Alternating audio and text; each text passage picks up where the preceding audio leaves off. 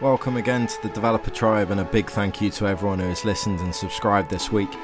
This podcast delves into the processes and practices of coaches, educators and beyond, offering us their insight and giving us cause to reflect. Thank you for being here, however you got here. And with that, let's jump in.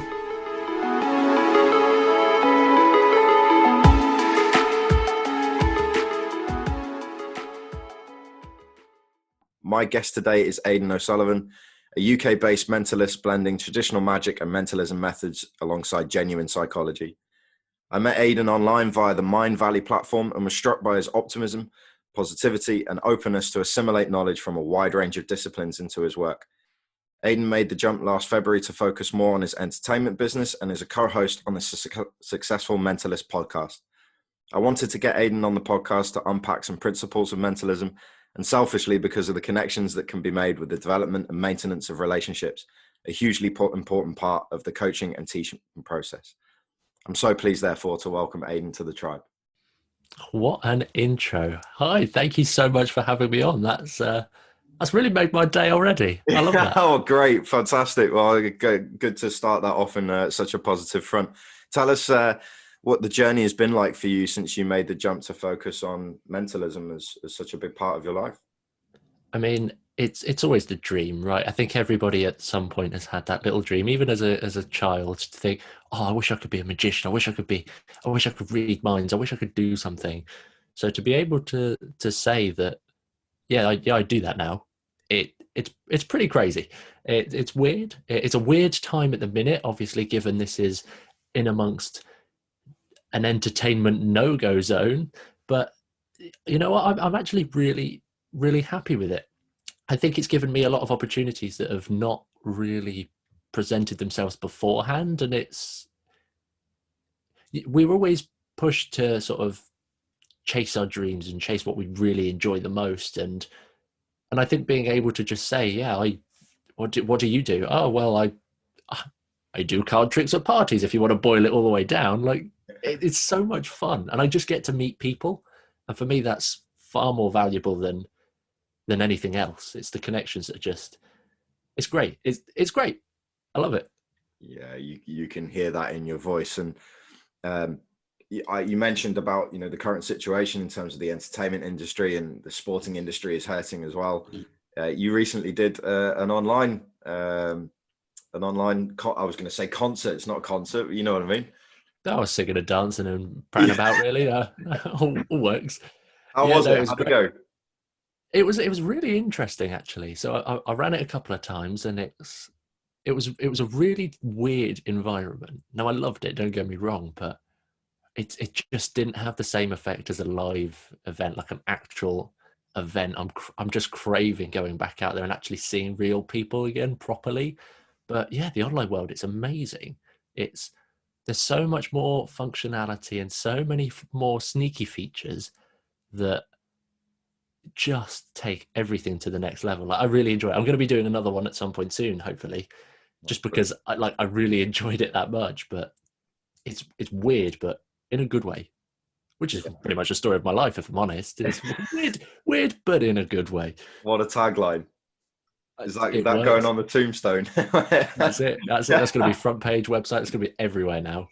Wonderful. So look, I mean, my only real exposure to what mentalism is the incredible Darren Brown, and that means I have a really small understanding of what's going on.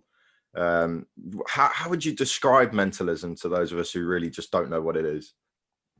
So mentalism in general is the idea that you can know more about somebody's thoughts and actually do something with those. So a lot of it is sort of creating the illusion that we can read minds. A lot of it is also being able to influence people to make certain decisions and behaviors and actually do certain things in the way that we want. And essentially we're able to then use that to predict human behavior. So there's a lot of that, but my sort of specialism is in the psychological approach, like very, very similar to the Darren Brown in the nature that he does, like the hypnosis and the psychology. I think he's got he opens all of his shows with 1,000,001 phrases that tell you everything. Is magic, showmanship, misdirection, you name it. It's all of that. It's essentially a branch of magic that plays with your brain, and that's what I specialize in.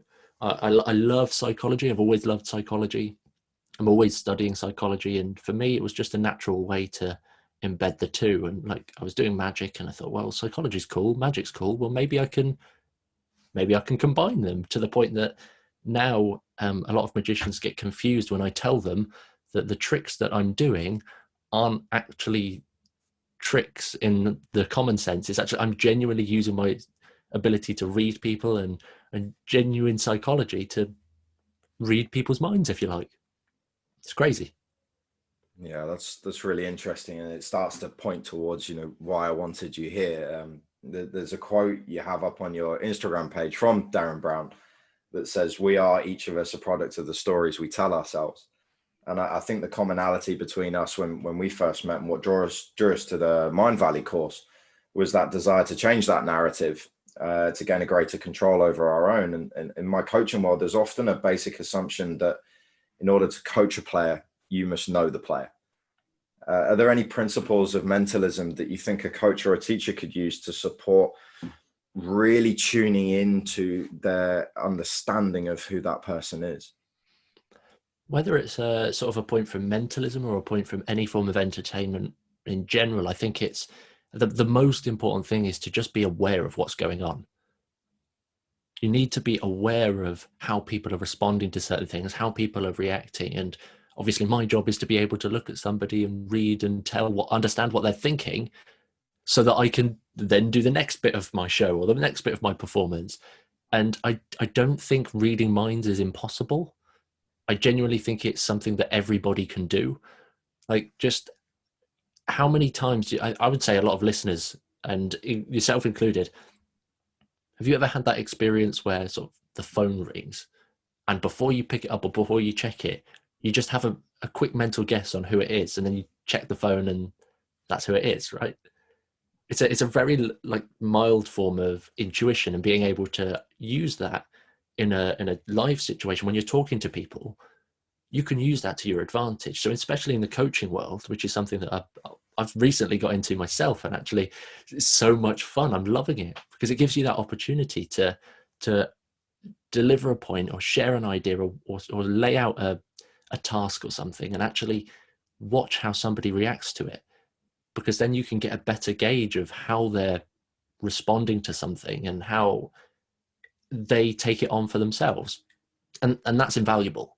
I know it's probably sounding a little bit waffly at this point, but honestly, being able to just look at somebody and understand what they're thinking, even just by reading body language. I think it was Albert Mehrabian who came up with the idea that the 7-38-55 rule of body language, rule of communication, sorry. And the idea was that at least 55% of communication is actually delivered through our body language.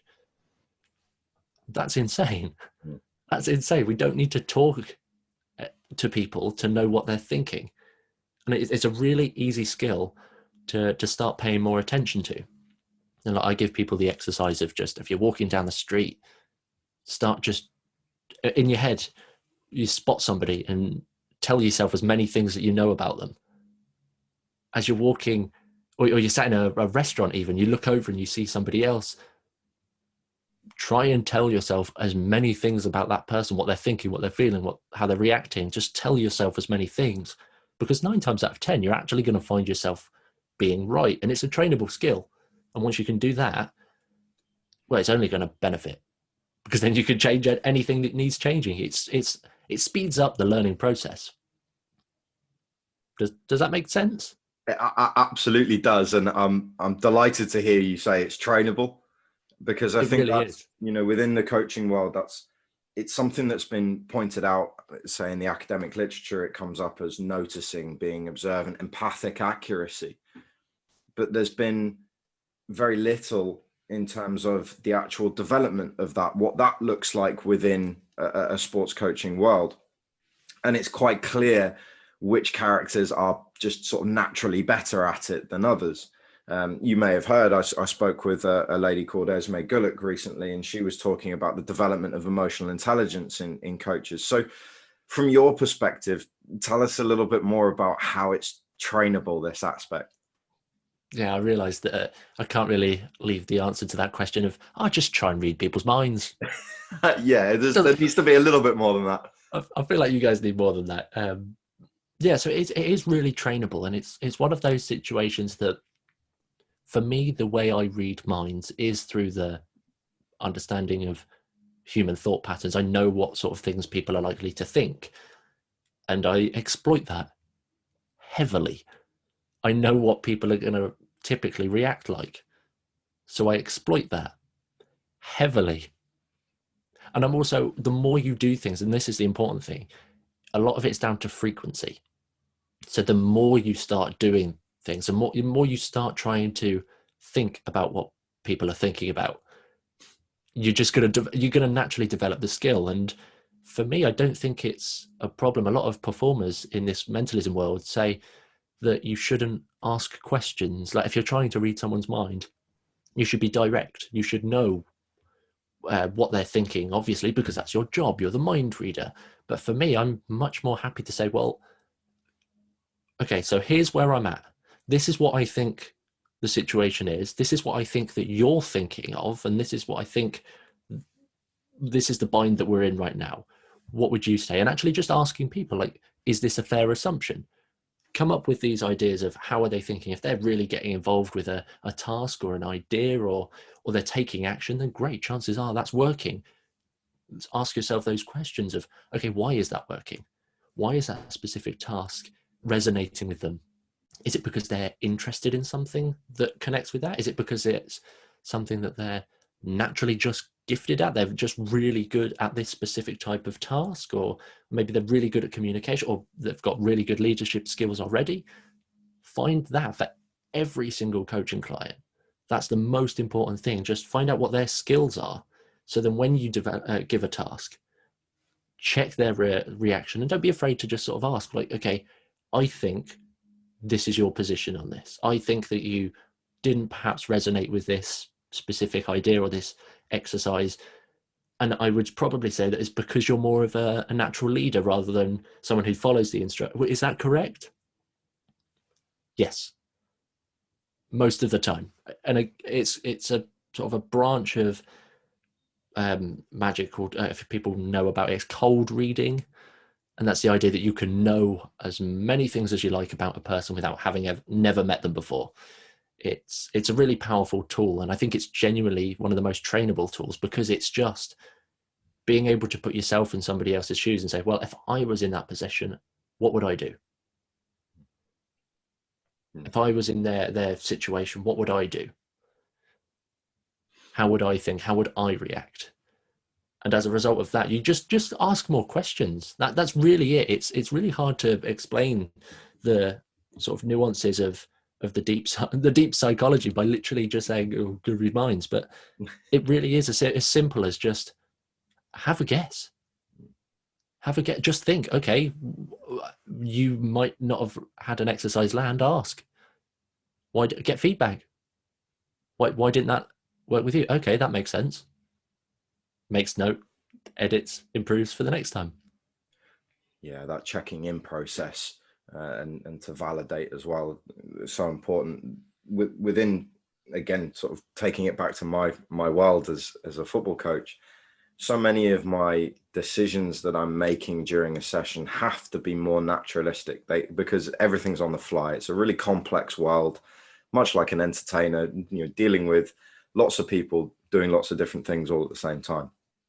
So how do we get to a place where we are able to notice, observe, pick up on these things, cold reads, as you explained it, but not be so conscious of it that actually we're just thinking about thinking?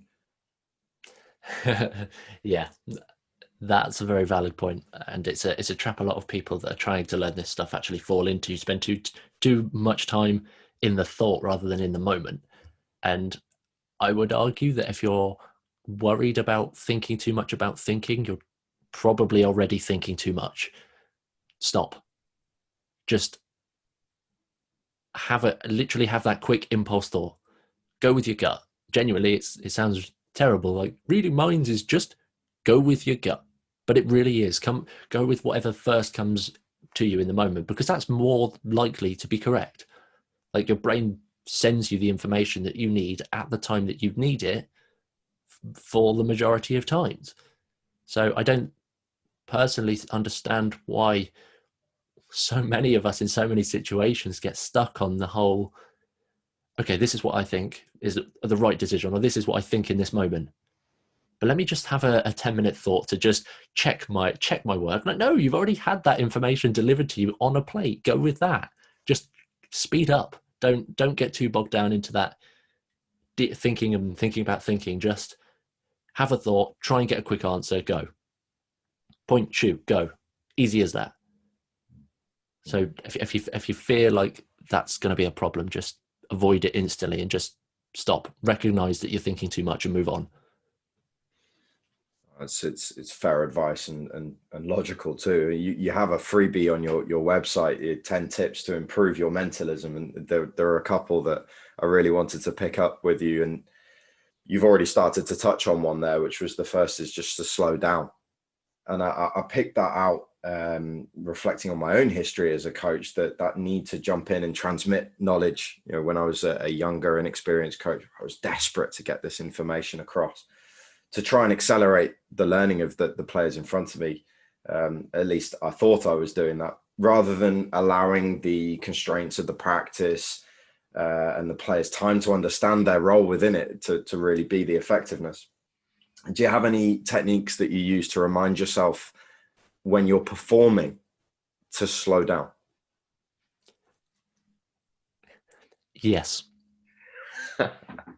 Now, I'm hesitant because when I'm performing, it's chaos. I don't say that lightly. It is chaos when I'm performing. It's like somebody set a Tasmanian devil in a 3-piece with a big red bow tie just on stage, and the energy is crazy. And a lot of the time I end up speeding up just because that's the energy, and I'm picking up on the energy so I force myself, like, whenever there's a pause in my script, whether somebody else is doing something or there's a attention on somebody else, or for whatever reason, when the attention is away from the important bits, I try and make sure that I stop and I just take a breath. Or at the end of every sentence, just take a breath.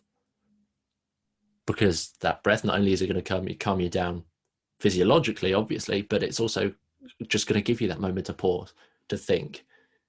And for me, obviously, a lot of entertainment is like, I'm here to do a show, and there's trick throughout the show, but I'm trying to get away from that. And so after every trick, for lack of a better term in this case, I just try and make sure to just pause and just talk to other people, talk to people. It doesn't have to be the all about me show. Just because you're the coach or the leader in this situation, it's not the all about you show. If anything, I think it's less about you in this moment and more about everybody else. Because from my own shows, the attention should always be on the audience, because I can't, like, me reading my own mind isn't going to be interesting for anybody. No one is going to find that interesting, like, at all. So the important thing is for other people to get involved, and the audience are where it will shine. In my case, in the world of coaching, it's quite literally, you're not there to, oh, look at me, this is like, I'm a good coach because I can make this exercise work, or I can do this specific thing. No, you're a good coach because you can take your clients on a transformative journey to reach a goal that they've got, to reach an endpoint that they've set. So it's talking to them and putting the attention back on them. And as soon as you start doing that and realize that, this is probably going to sound really terrible because it kind of has a half and half meaning, but when you start realizing that you don't matter as much as you think that you do, everything will slot into place. Because for me in the shows, it's not about me. It's doing this trick. It's not like, aha, I'm the greatest showman. It's no, I'm just the guy in the 3-piece prattling about on stage for an hour. The actual magic in this situation is what's happening in everybody else's minds. And I've just got to try and work that out and read it. No, that's a fantastic description. And it reminds me of a phrase that I heard many years ago that has stuck with me, of moving as a coach away from being that sage on the stage to the guide on the side. And that's beautiful. it really stuck with me, and I think it describes a little bit of what you're intimating there. The second one I really wanted to pick up with you is on your top 10 tips. It was to understand your character, and I spoke about the need to understand the player before, but in order to do that, to have a really good own self-awareness, and how your character might be most effective or indeed ineffective in certain situations can be such a powerful force in influencing others. What is your process for that continual character development that I know you work hard on? Yeah, so this one's something that it will happen for the rest of your life, because if you think you're okay and you've got the best possible version of yourself right now, the best possible character right now, I think that says enough as is. Like, there's always room to learn more. There's always learn to improve, always learn to grow. And it's one of the two things that over on the Successful Mentalist that we really advocate for. We advocate for the big solutions, or the big two solutions to any problem, is to understand why you're doing something and to understand who you are. If you can do that, it works. It's like the old phrase of you can't fill somebody else's cup with a cup that's empty. You have to fill up your own cup before you. There's that. I've really terribly bodged that, but you know that metaphor, that thing that we're talking about. We get the idea. But this is it. So it's important to understand yourself, and I think so much of the work. In fact, let's literally just. I know this isn't going to really make sense, but if you and the listeners could just right now think of maybe three things. Who are you? Just 3 points, just in your head. And I'll give a second for that. Okay. So at this point, this is something I'm really interested in, fascinated with at the minute, because most people will come up with the same 3 or 4 points. You usually get a name, obviously. You get a job, and you'll get an age. Were any of those what you thought of, Tim? They would have been, truthfully, and so I've almost tricked this, because I've been through a process of really settling on my personal philosophy, and it's 3 words. So immediately those 3 words came to me. But if you'd asked me prior to that, I'm absolutely certain that I would have said those 3 things. But that's it. It's crazy how we boil our lives, our whole. Who are you? Well, you're not your job. That's just a thing you do. What? For me, that just, I don't get that. Like, why are we calling ourselves by something that we do? 3 facts on who you are. Okay, you get your name, fine. Job, I don't really see it. That doesn't tell me anything about you, if I'm honest. Sure, it tells me that you work in retail. Cool. That ends that conversation. You can dig deeper if you need to, but really finding the character is more asking not who are you, it's more finding that, or what am I going to do next? That's the big pitfall. What do I do next? What do I do next? Okay, I've done this thing. I've achieved this goal. What do I do next? That doesn't cut it anymore, in my eyes. We need to be asking the questions of who do you want to be? And I can't remember where I heard this, but this is definitely not my own thought. But it's asking yourself, who do I want to be? Who is the person that I want to be in 5 years' time, 10 years' time? I don't know if you've seen Matthew McConaughey's, he did a speech and about chasing his 10-year hero. Fascinating. I saw that and I was just like, yes, I resonate with this on every level. And if you haven't seen that, go and watch that straight away. I would even argue that you pause this podcast, go and watch that, and then come back and pick up where you left off, because it really is incredible. And it's all about finding yourself, setting your goal for yourself in 10 years. And the real practical ways of doing that is to simply ask yourself, okay, this is me now. Do a profile of all the things you're good at now and all the things you're not good at now. And do you want to change the things you're not good at? Do you want to improve on the things that you are good at? What do you want to do more of? What are you passionate about? What do you enjoy? Where do you want to take your life? What's your big life purpose? And for me, that's something huge in and of itself. That's a mission that I'm exploiting on a completely different level. But I genuinely think as soon as you find out that direction, the rest of your life will be point and shoot. because it's that simple. So ask yourself those questions of what am I good at? What am I not good at? What am I interested in? What am I not interested in? And just start fleshing out you. And I really don't want everybody like in 5 years time, I don't want people thinking the same three things. Like, who are you? You're not a job. You're a human being with skills and talents and incredible potential. I don't care that you work in a filing company. Like, and yes, I am using that as a really boring version of a job to emphasize my point. I don't even care. I'm not even ashamed to admit that. Yeah, fascinating to hear your thoughts on it. And I'm going to add in one more thing, which is, I've done many personal self-help versions of things over the years. Some have been more successful than others. All of them have pushed me closer towards what I want to achieve. But the one question that really, really helped me to understand just how much responsibility I needed to take for my own self-discipline over it was, until when? And it was about looking at some of these things that were, I suppose, more of the negative traits. But until when is it okay that I'm like this rather than what I want to be? So look, I love the speech from Matthew McConaughey as well. I love the idea of chasing your 10-year hero. But is it, I'm going to do 9 years, 364 days, and then on the 10th, when the 10th year arrives, I'm going to be that person? It's obviously not going to happen. And that's a trap that so many of us fall into. So being asked that one question of, well, you're going to bed late and watching TikTok till 2 a.m. Until when is that still okay to do? And so often when I was asking myself that question, it's like, well, yesterday, actually, it's okay until yesterday, if I'm being really honest. Well, that's it. That's amazing. That's genuinely made me think about a lot of things, and I really like that. Until when?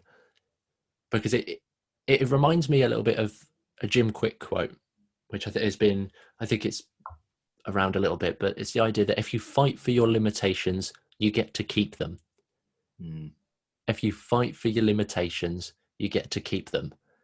And being able to ask this question of, okay, this is a limitation. This is something I'm not good at. This is something that I struggle with. Until when? Get that immediate plug and then destroy that limitation.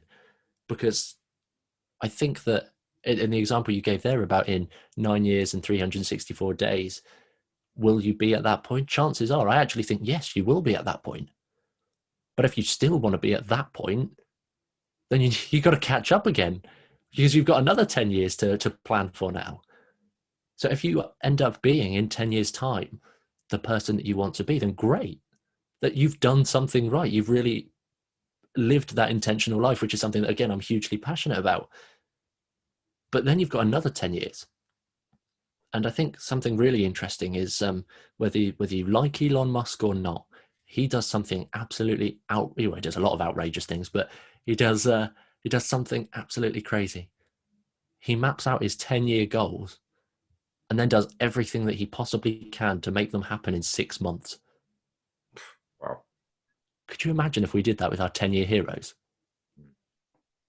That would change everything.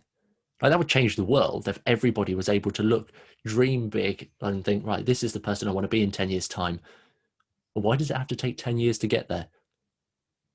Let me focus on this for 6 months. And it doesn't have to be hard work.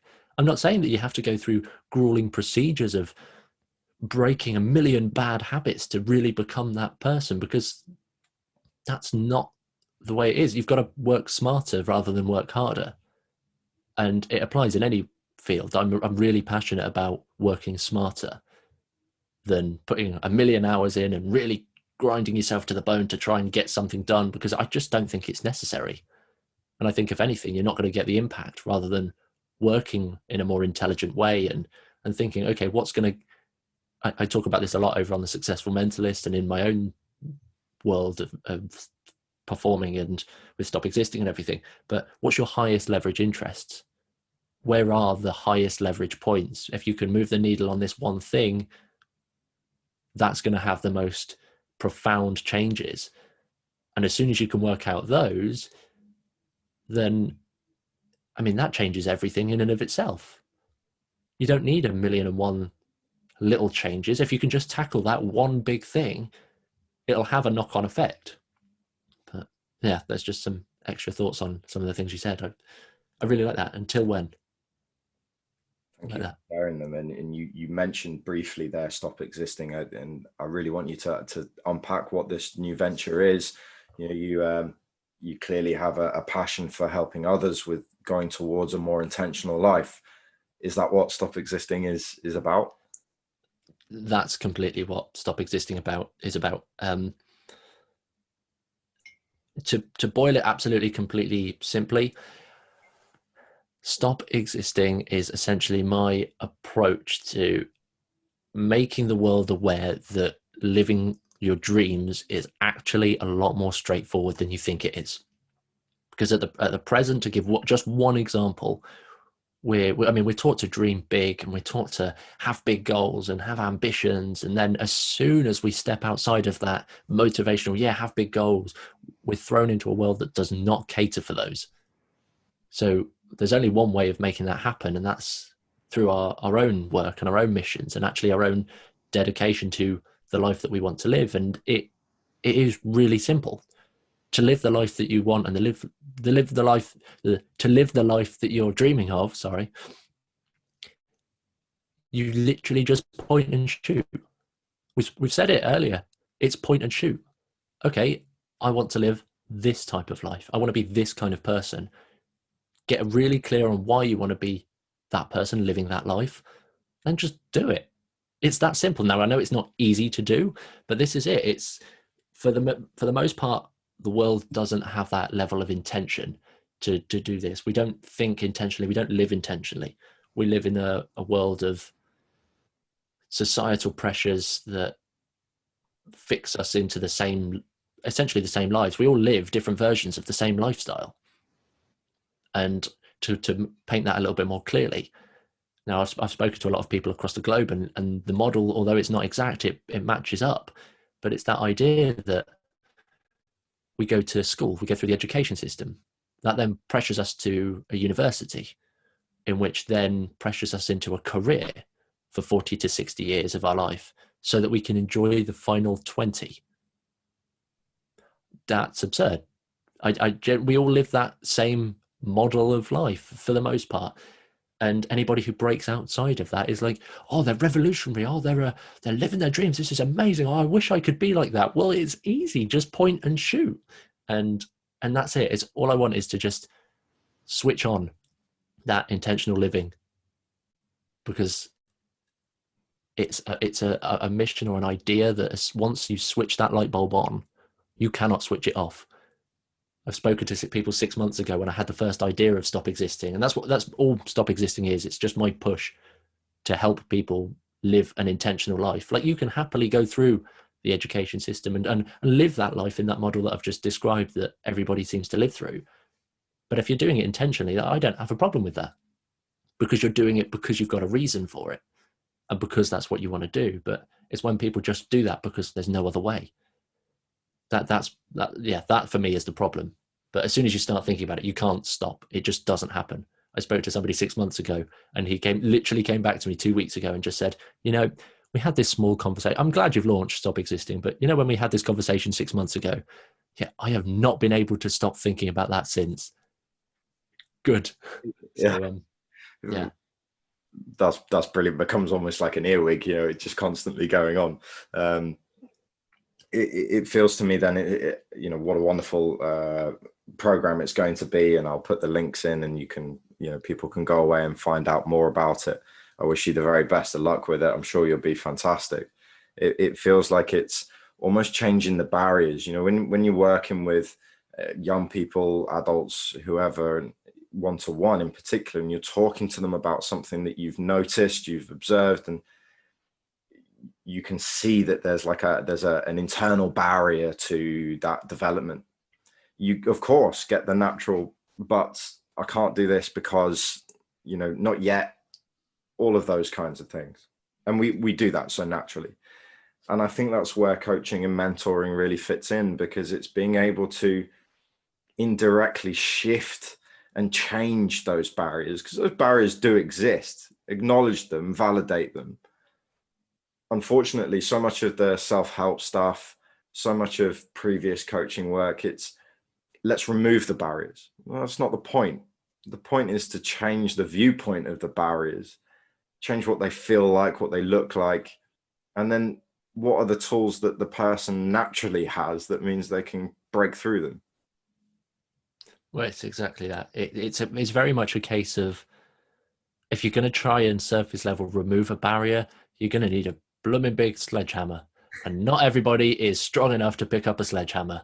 That's the easiest way of thinking about it. But you're right. Instead, it's more important to reframe the barrier, the limitation, whatever it is, and tackle it from a strength perspective rather than just head on. Because if you try and tackle something head on, like, you're just going to get that resistance and that, oh no, it's the pressure. But it really is, okay, this is the situation. Become fully aware that this is the limitation. Understand every single detail of this limitation.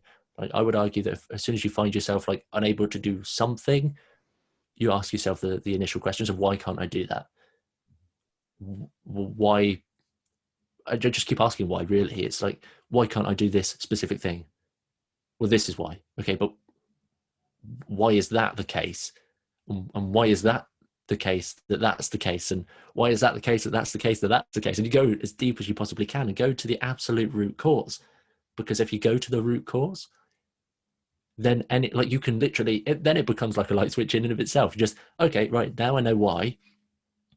So let me just fix that tiny little point, and you'll see the chain reaction all the way back up. And it's the little steps, so most of the time, that are important, but tackling it head on, it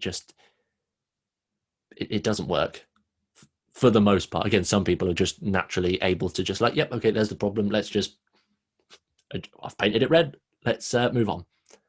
Yeah, like you say, moving past that surface level. It's almost like a toddler, isn't it? Why is the sky blue? Well, it is. Well, why? That obviously want to know more. Why is the things are as they are? And of course, as we grow older, we come to an understanding that perhaps we can't know everything, and then it's okay to not know everything, but we lose that curiosity as well. It's so important.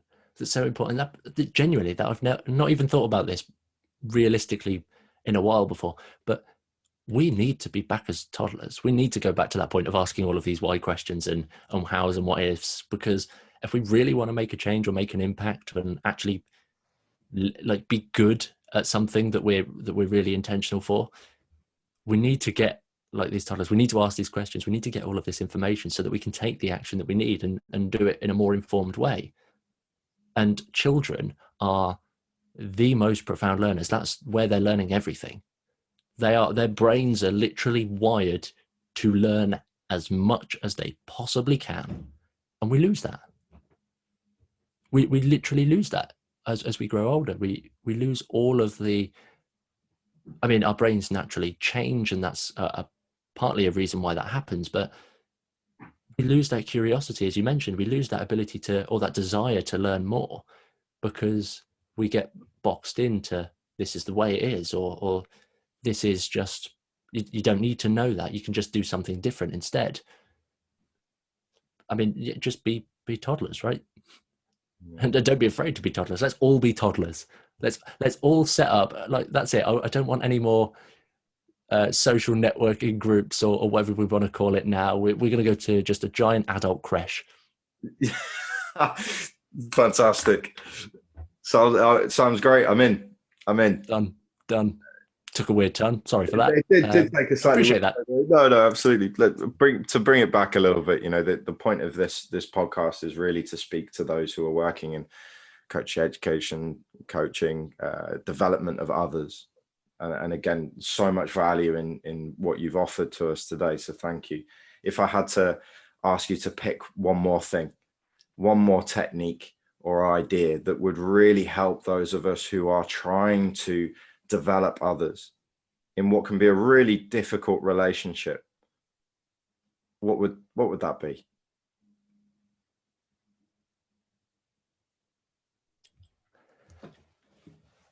That's a very good question. The thing that I genuinely believe would move the needle the most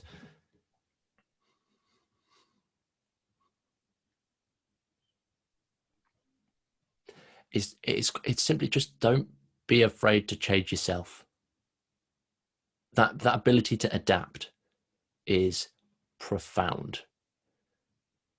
Because if you're in a position that you're struggling or you're, and again, I'm not just saying adapt here, it's radically adapt in a situation. If you end up in a situation where you're trying to support somebody else through coaching or any other means that you've suggested, and it's just not resonating with them, and you've tried a few different things and you've it's just not working, radically adapt, ask for the help and get that support that you need. Like, okay, this is my situation, I'm really trying to break through with this client or with this specific person, and what do you think I should do in this situation? Get that feedback and don't be afraid to radically change everything.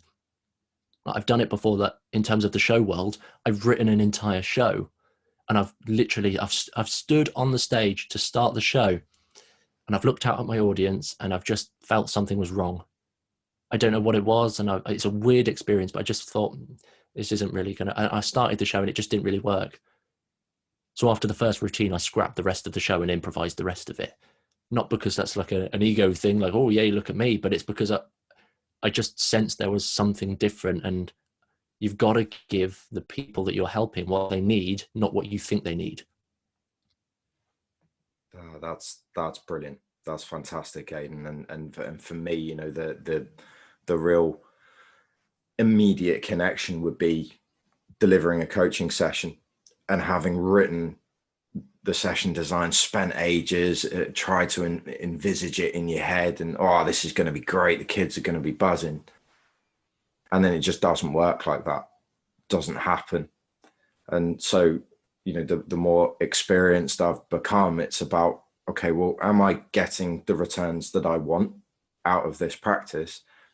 And then can I make it more simple so that whatever the kids are bringing with them on that day, this group of individuals and all of the context that they're bringing with them, I can then adapt to those things far more easily than if I'm going, I've developed this practice and we're going to do it, damn it. Yeah, that brute force attitude to, I've done the work, you're gonna make it work. It doesn't work. It just doesn't work. You've got to be able to radically change everything at a moment's notice. And I realize that sounds scary for a lot of people. And I realize that's like the most daunting thing. Like, what? I'm not prepared to improvise. I'm not an improviser. I'm a real careful, hard thinking planner. That was me. That was all I was doing. I was there I wanted every word in my shows to be written. I wanted everything that I was doing to be carefully and meticulously planned out. And then I just realized that if you meticulously plan every detail, something's going to go wrong, because you've got more sort of contact points for failure. You've planned out everything. If any tiny little change damages that, you've given yourself a free contact point for failing. And then, as a human species, our brains are wired to protect us, and failure and any negative thing that comes up, we draw our attention straight to that, and then we focus on that. Like, we get a post on social media, I guess 99 fantastic comments, and then one really mean one. Where is our attention? It's always on that mean one, always. So yeah, I mean, that's it. It's just, don't be afraid to improvise and radically adapt and essentially remove the fear of failure by removing the opportunity for failure. Brilliant. Aidan, what a superb conversation, as I was fully expecting. I'm sure there'll be another opportunity to have you back on another time later down the road. I hugely appreciate your willingness to open up about your work, and I'm sure there was a lot to gain from the conversation for the listeners. I know I've taken on a lot. There's plenty of little nuggets that I've written down. Where is it best for people to get hold of you? Oh, thank you so much again for having me on this. It's really great to just have these intellectual conversations with people, because we don't have those conversations. Oh, I'm glad you think it's an intellectual. I appreciate that. That's amazing. But yeah, if anybody wants to find me, I think the easiest way to find me is literally just aidanthewizard.co.uk. That's all my performance stuff. Yeah, Stop Existing and The Successful Mentalist will all be on the website, so you can navigate and look around from there. But that's pretty much it. It's the easiest way. Yeah, that's fantastic, Aidan. Thank you so much for what you've given us today. Really appreciate it. And it just leaves me to say, welcome to the tribe. Thank you so much. That's it for episode 7. I hope you enjoyed that as much as I did. Aidan's details are in the descriptions to the pod should you want to check out his work more. The music you are listening to is by BB Phoenix, who recently got herself played on BBC Introducing, making the tribe proud. Once again, thank you for taking the time to listen, and look forward to having you back here next week.